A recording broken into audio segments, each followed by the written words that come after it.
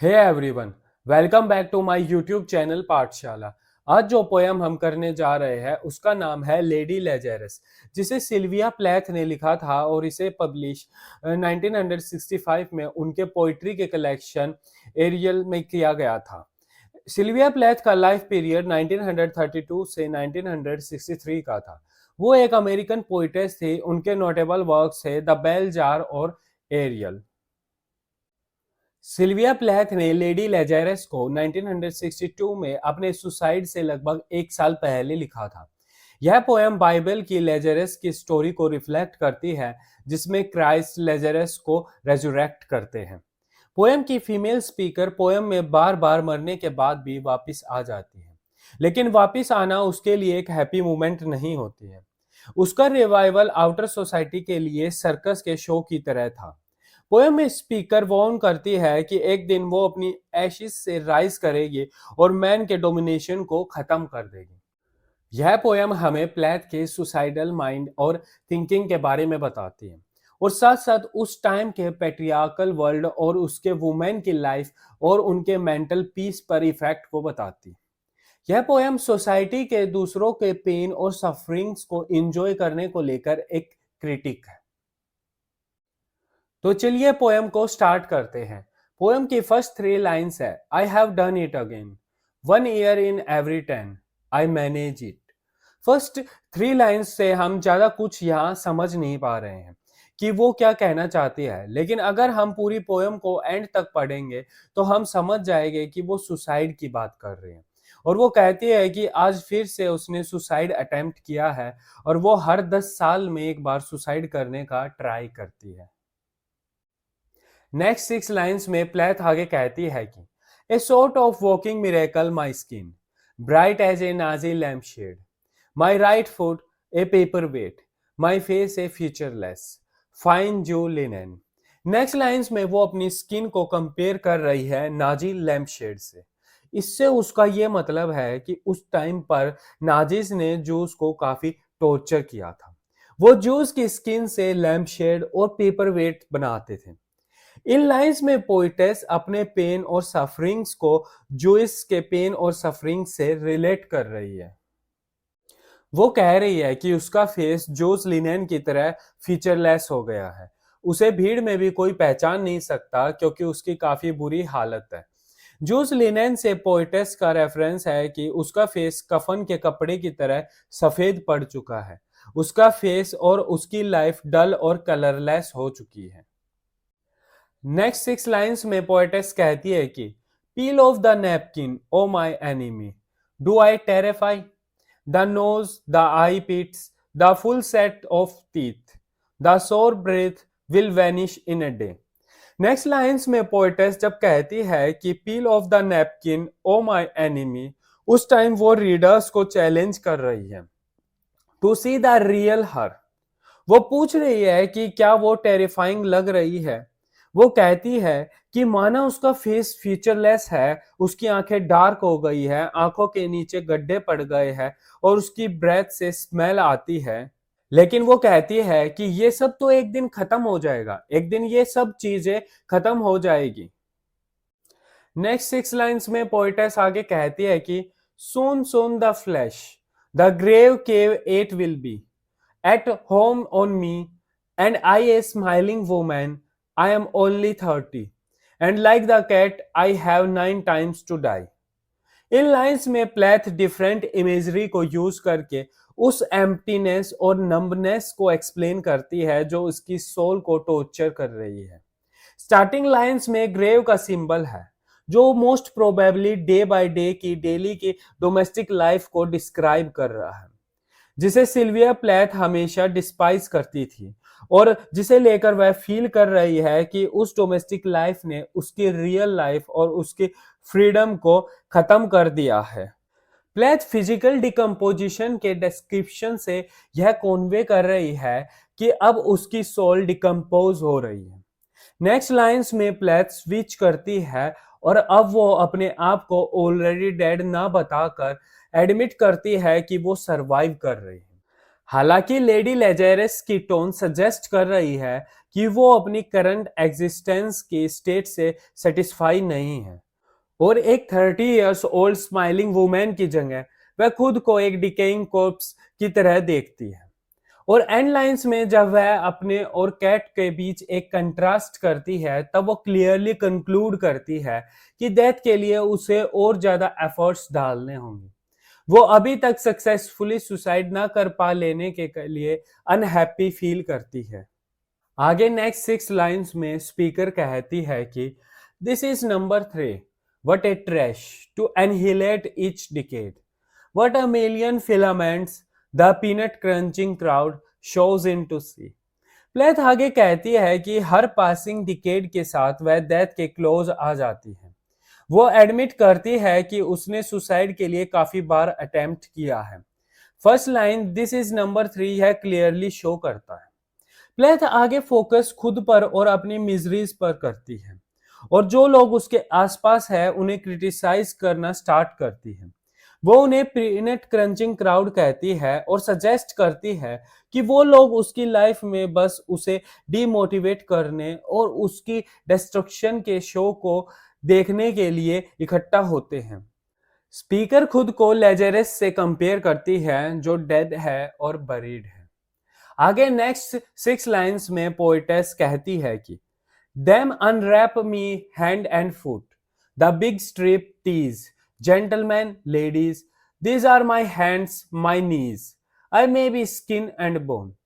This time Plath खुद को लेजेरिस से कंपेयर नहीं करती है।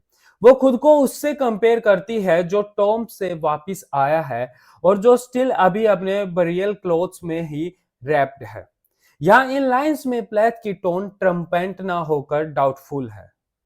वो अपने टॉम से वापस आने को एक बिग स्ट्रिप टीज से डिस्क्राइब करती है जो रिवील करता है कि वो डेथ के क्लोज थी लेकिन उसे वापस लाइफ मिल गई और जो लोग उसके आसपास खड़े थे वो उसे अलाइव देखकर हैप्पी नहीं होते हैं बल्कि वो उसे एंटरटेनमेंट का मीडियम समझते हैं।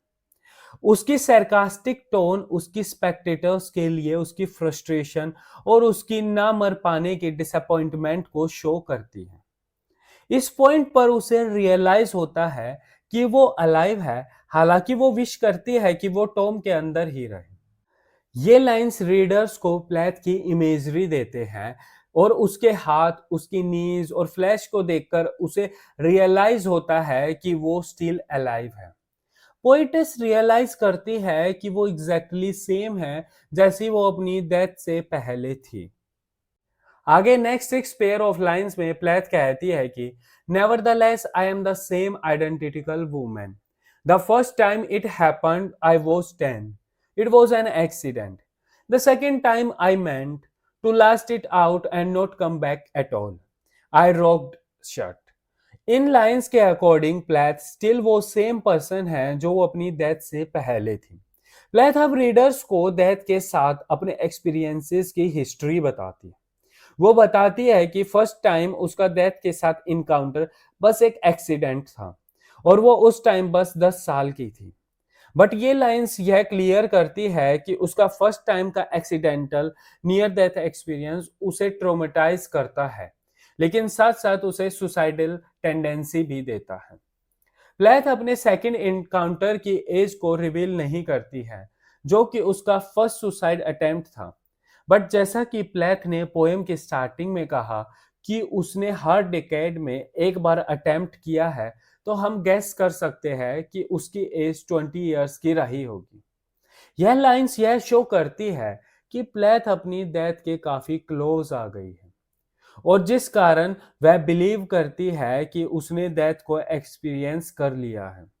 वो लास्ट लाइन में कहती है कि man to last it out, जो रिवील करता है कि वो ट्रूली अब और जीना नहीं चाहती है। नेक्स्ट 3 लाइंस में पोएटेस कहती है कि as a seashell they had to call and pick the worms off me like sticky pearls। Plath death के साथ खुद को ज्यादा आइडेंटिफाई कर रही है। वो कहती है कि उसके सेकंड एनकाउंटर में उसने खुद को एक शी सेल की तरह बंद कर रखा था, जहां शी सेल एक मेटाफोरिक सिंबल है जो रेफरेंस दे रहा है कि उसकी बॉडी ने उसकी सोल को केज कर रखा है। वो उस शेल को ब्रेक करके अपनी सोल को उस डिकेइंग बॉडी से रिलीज करना चाहती है, लेकिन लोग उसे ढूंढ लेते हैं और उसे सफोकेटिंग चैम्बर से बाहर निकाल लेते हैं। प्लेथ इमेजिन करती है कि अगर उस चैम्बर में उसकी डेथ हो जाती तो लोग उसकी बॉडी से वोम्स को स्टिकी पर्ल्स की तरह निकाल रहे होते। यहाँ इन लाइंस में प्लेथ वोम्स का कंपैरिजन पर्ल से करती है। नेक्स्ट थ्री लाइंस में पोएटेस आगे कहती है, dying is an art like everything else, I do it exceptionally well. यह पोएम की मोस्ट फेमस लाइंस में से एक है। इन लाइंस में प्लेथ डेथ के लिए अपना इंटरेस्ट और डाइंग की आर्ट में अपना टैलेंट की बात करती है। वो कहती है कि उसने मरने की काफी बार ट्राई की, जिस कारण वो अब इसमें एक आर्टिस्ट बन गई है और वो उन लोगों से बेटर परफॉर्म कर सकती है जो बस एक बार मरते हैं। वो एक आर्टिस्ट की तरह है जो अपनी पूरी लाइफ एक मास्टरपीस को बनाने के लिए एक एवरलास्ट ट्राई करता रहता है। प्लेथ भी डेथ में अपना मास्टरपीस बनाने की ट्राई कर रही है। प्लेथ कॉन्फिडेंट टोन में कहती है कि उसने ज्यादा बेटर परफॉर्म किया है, जो यह क्लियर करता है कि उसने मरने के लिए अपनी पूरी ट्राई की है, लेकिन हर ट्राई में सिचुएशन और सर्कमस्टेंसेस उसके फेवर में नहीं थे। आगे सिक्स पेयर ऑफ लाइंस में प्लेथ कहती है, I do it so it feels like hell, I do it so it feels real, I guess you could say I have a call, it's easy enough to do it in a cell, it's easy enough to do it and stay put, it is the theatrical। Next few lines में each line आई से start होती है, जो show करता है कि अब प्लेथ अपना पॉइंट स्ट्रोंगली और मोर कॉन्फिडेंटली रख रही है। फर्स्ट फ्यू लाइंस में वो कहती है कि वो हमेशा डेथ के बारे में सोचती है, डेथ के थॉट से हमेशा उसके माइंड में रिवॉल्व करते हैं और वो उसके माइंड को हेल में टर्न कर देते हैं। नेक्स्ट लाइंस में वो क्लेम करती है कि डेथ उसकी फाइनल कॉल है, जो रिवील करती है कि प्लेथ लाइफ में मरने के अलावा और कोई और पर्पस नहीं फील कर रही है। वो एम्फेसाइज करती है कि उसके डेथ के साथ इनकाउंटर से उसकी सफरिंग, एम्प्टीनेस और नमनेस में उसके लिए रिलीफ थे, लेकिन हर बार वो उस कामनेस को बस टेस्ट कर पाती है और हर बार उसके अटेम्प्ट फेल हो जाते हैं और उसे वापस फॉर्मर सफरिंग में वापस आना पड़ता है। नेक्स्ट लाइंस उसकी अपनी फॉर्मर सफरिंग में आने के थॉट्स को रिवील करती है। वो कहती है कि यह कितना इजी रहेगा कि वो किसी आइसोलेटेड सेल में जाए और वहां अपनी लाइफ को एंड कर दे। आगे प्लेथ नेक्स्ट सिक्स लाइंस में कहती है, come back in broad day to the same place, the same face, the same brute, amused shout, a miracle that knocks me out, there is a charge। वो कहती है कि survive के बाद सबसे हार्ड पार्ट है वापिस लोगों को फेस करना। उसे वो एक थिएट्रिकल प्रोसेस फील हो रही है जो शो कर रहा है कि वो उसे बस परफॉर्म कर रही है, लोगों के लिए उसमें अब कोई फीलिंग्स नहीं बची है। और जब वो दोबारा अपनी नॉर्मल लाइफ में आती है तो उसके लिए सब थिएट्रिकल है। उसे ऑलरेडी पता है कि वो अगर अपने अटेम्प्ट में फेल होती है तो उसे वापस उसी जगह उन्हीं लोगों के बीच आना होगा। सेम ब्रूट, सेम फेसेस उसे डिस्क्रेज करेंगे और अम्यूजली उस पर शाउट करेंगे। उसे फील होता है कि जब लोग कहेंगे लाइफ एक मिरेकल है तो उसे प्रूफ के लिए स्टेज पर रिप्रेजेंट कर दिया जाएगा। लाइफ एक मिरेकल है, यह थॉट उसे और कंफ्यूज करता है। इसलिए प्लेथ सरकास्टिकली कहती है कि उसको टच करने या देखने पर चार्ज देना होगा। नेक्स्ट 9 पेयर ऑफ लाइंस में पोइटेस आगे कहती है कि for the eyeing of my scars there is a charge, for the hearing of my heart it really goes, and there is a charge, a very large charge, for a word or a touch or a bit of blood or a piece of my hair or my clothes, so her doctor, so her enemy। प्लेथ काफी frustrated feel करती है कि वो लोगों को invite करती है कि वो आए और उसके वॉन्ट्स को देखे और देखे वो कैसा फील कर रही है, लेकिन उन्हें इसके लिए चार्ज देना पड़ेगा। प्लेथ खुद को एक ऑब्जेक्ट से कंपेयर करती है जो कि पब्लिकली डिस्प्लेड किया गया है। जैसा कि उसने आर्ट ऑफ डाइंग में मास्टरी कर ली है, तो लोग अब उसे एक आर्टिस्ट के तौर पे देखने के लिए इकट्ठा हो रहे हैं। उसकी हार्ट बीट सुनने के लिए भी चार्ज है। यह लाइन यह भी क्लियर करती है कि वो अभी अलाइव है। नेक्स्ट फॉलोइंग लाइंस में प्लेथ क्लियर करती है कि उससे कोई वर्ड सुनने या उसे टच करने के लिए एक लार्ज चार्ज देना पड़ेगा। नेक्स्ट लाइंस में वो ब्लड की बात करती है। यह ब्लड एक सिंबल है एंगर का। वो कहती है कि अगर लोगों को उसे देखना है तो दे हैव टू पे a significant charge. Next three lines में नाजी डॉक्टर्स का रेफरेंस है। नाजी डॉक्टर्स जो ज्यूइश विक्टिम्स की लाइफ को सेव करते और उन्हें ट्रीट करते, लेकिन बाद में उन्हें फिर टॉर्चर किया जाता। जर्मन लैंग्वेज में उन डॉक्टर्स को डॉक्टर कहा जाता था। प्लेथ ऑल्सो फर्दर इम्फेसाइज करती है कि मैन उसके एनिमी है और वो रूट कोज है उसकी सफरिंग्स और पेन का। नेक्स्ट सिक्स लाइंस में पोइटेस आगे कहती है कि I am your opus, I am your valuable, the pure gold baby that melts to a strike, I turn and burn, do not think I underestimate your great concern. Plath आगे बताती है कि क्यों man उसके enemy है। वो कहती है कि वो मैन के लिए बस एक वैल्यूएबल ऑब्जेक्ट है जो ब्यूटीफुल है लेकिन हार्ड और लाइफलेस है। प्लेथ कहती है कि उसकी डेथ उन लोगों के लिए जो उसके अराउंड है बस एक ब्यूटीफुल ज्वेलरी है जो बर्न हो गई है, जो मेल्ट हो गई है। इन लाइंस में प्लेथ हैवी सरकाजम यूज करती है।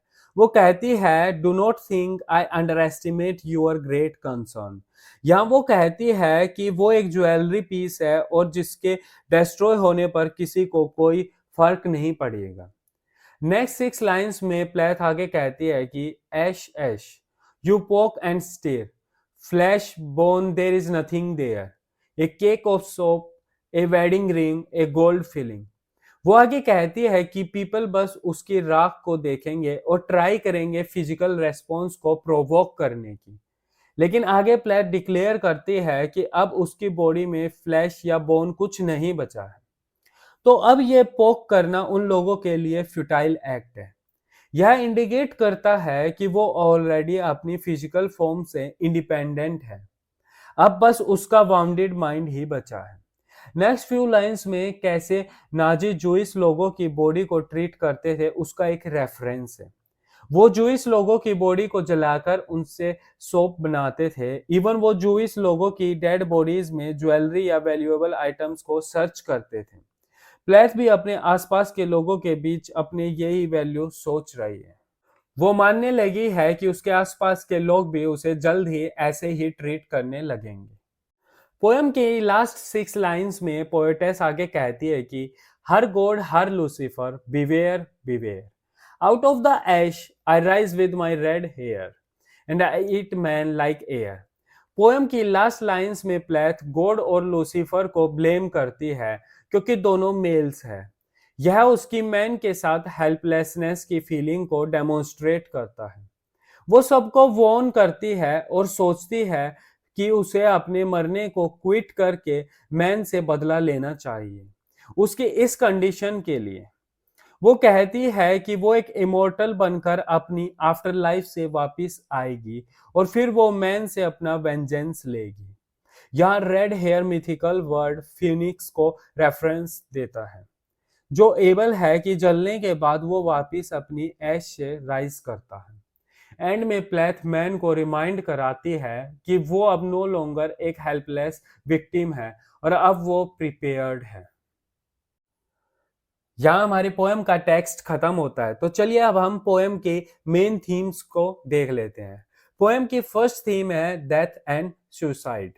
लेडी लेजेरस पोएम में प्लेथ डेथ और रेजुरेक्शन के एक्सटेंडेड मेटाफोर्स का यूज करती है अपनी पर्सनल सफरिंग को दिखाने के लिए।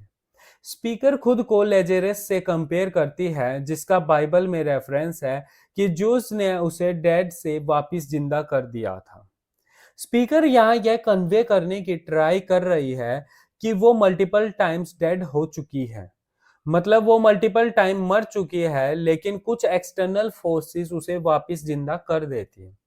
लेजेरस के लिए उसका रेजोरेक्शन एक जॉयफुल इवेंट था, जिससे सब यह एज्यूम कर सकते हैं कि रेजोरेक्शन एक जॉयस इवेंट है। ऑब्वियसली स्पीकर एक्चुअली मरी नहीं है, लेकिन स्पीकर उस मेटाफर को बार बार यूज करके यह डेमोन्स्ट्रेट कर रही है कि उसकी लाइफ कितनी अनबियरेबल और मिजरीज से भरी हुई है, और जिस कारण से उसने मल्टीपल टाइम सुसाइड अटेम्प्ट किए हैं। यहाँ रीडर बस बात से यह अवेयर है कि यह पोयम एक ऐसे पर्सन के बारे में है जिसके अंदर सुसाइडल टेंडेंसीज है, और जिसके लिए डेथ एक अल्टरनेट फ्रीडम है जो उसे सफरिंग से फ्री कर देगी, और यह पीस की एक अचीवमेंट है। सेकंड थीम है जेंडर एंड ऑपरेशन। लेडी लेजरस को एक वुमेन के पर्सपेक्टिव से बताया गया है जो मेल डोमिनेटेड सोसाइटी में सफर कर रही है। पूरी पोएम में स्पीकर अपनी सफरिंग्स के लिए मैन को ब्लेम करती है। पोएम सजेस्ट करती है कि जिन मैन को स्पीकर ने मेंशन किया है वो या तो उसके लव्ड वंस है या फिर डॉक्टर्स है जो अगेन एंड अगेन उसे वापस लाइफ में ले आते हैं और उसके अटेम्प्ट्स को फेल कर देते हैं। यहाँ यह पार्शियली यह भी पोर्ट्रे कर रहा है कि कैसे एक पैट्रियार्कल वर्ल्ड में वुमेन को इतनी भी फ्रीडम नहीं है। पोएम के डेथ और रेजुरेक्शन के मेटाफोर इलस्ट्रेट करते हैं कि कैसे एक सोसाइटी ट्राई करती है वुमेन्स की लाइफ्स और बॉडीज को डोमिनेट करने के लिए, और इसी रीजन के कारण स्पीकर मर जाना चाहती है, क्योंकि आयरनिकली स्पीकर की नज़र में यही एक अकेला रास्ता है मैन का ऑपरेशन अपने ऊपर से खत्म करने का और अपनी लाइफ पर खुद का कंट्रोल इस्टेब्लिश करने का। मोस्ट ऑफन स्पीकर का ऑपरेशन ऑब्जेक्टिफिकेशन की फॉर्म ले लेता है, जिससे मतलब है कि लोग अब उसे एक ऑब्जेक्ट की तरह देखते हैं और ऐसे ही उसे ट्रीट करते हैं, और जिसका पर्पस दूसरों को एंटरटेन और प्लीज करना है। लेटर स्पीकर पोयम में कहती है कि उसकी बॉडी को एक ऑब्जेक्ट की तरह डिस्प्ले किया जाता है, जो सजेस्ट करता है कि वुमेन्स की बॉडीज पर उनका राइट नहीं होता और उन्हें मैन के बेनिफिट और एंटरटेनमेंट के लिए यूज किया जाता है। पूरी पोयम में स्पीकर अपनी सफरिंग्स और मिजरीज को एक्सप्रेस करती है। वो डिफरेंट मैन को नोटिफाई भी करती है, जिसमें है गॉड, लूसीफर और डॉक्टर, और इन सब की वजह से वो सुसाइड अटेम्प्ट करती है क्योंकि डेथ ही फ्रीडम पाने की उसके पास लास्ट होप है। पोएम की लास्ट एंड थर्ड थीम है sufferings, objectification and art. Speaker poem में आयरनिकली डिक्लेयर करती है कि dying is an art like everything else. वो रिपीटेडली अपनी सफरिंग्स को ऑडियंस के लिए परफॉर्मेंस के तौर पर शो करती है, जो कि काफी ईगर है शो को देखने के लिए। यह पोएम एक डीप क्रिटिक है सोसाइटी का, जो दूसरे लोगों के पेन को एंटरटेनमेंट के लिए यूज करते हैं। प्लेथ की राइटिंग्स मोस्टली ऑटोबायोग्राफिकल होती है, और उसकी लेडी लेजरस भी फेयरली उसकी अपनी लाइफ को ही रिफ्लेक्ट कर रही है। स्पीकर अपनी डेथ और रेजुरेक्शन को एक थिएट्रिकल परफॉर्मेंस की तरह शो करती है, और जिसे देखने के लिए लोगों की भीड़ लगी हुई है। स्पीकर आगे कहती है कि उसको देखने, उससे बात करने या टच करने के लिए ऑडियंस को चार्ज पे करना पड़ेगा। स्पीकर क्लियरली ओप्रेस्ड फील कर रही है उस सोसाइटी में जो उसे एक ऑब्जेक्ट की तरह देखती है, जिसके कारण स्पीकर सुसाइड करके खुद को इस सब से फ्री कर लेना चाहती है। और इसी के साथ हमारी पोएम कंप्लीट हो जाती है। So thank you guys, that's it for today. Don't forget to like, share and comment on the video and subscribe my channel.